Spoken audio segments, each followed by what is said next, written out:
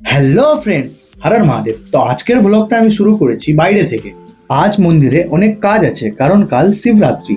ভাইকে বলি তুই বাইরে ঝাড় দে, আর আমি ভিতরে যাচ্ছি ঝাড় দিতে। ঝাড় দেওয়ার পর বাবা মার পুরনো সব জিনিসগুলো সরিয়ে দিই। তারপর বাবা মায়ের প্রতিমা ধুয়ে নিই, সঙ্গে শিবলিঙ্গটাও ধুয়ে নিই ভালো করে। ধোয়ার পর শুরু হয় জল বের করার কাজ। জল বের করে মন্দিরের দরজাগুলো ভালো করে মুছে নিই।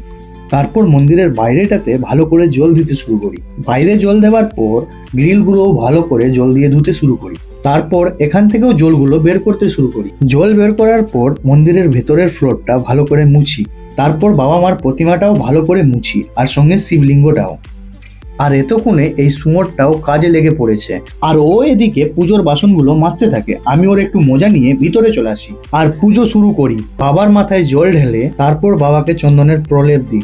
তারপর বাবাকে ভস্ম দিয়ে পুজোটা শেষ করি আর সোজা বাড়ি চলে আসি। তো আজকের জন্য এখানেই, পরের ভিডিওতে আবার দেখা হবে। রাধে রাধে।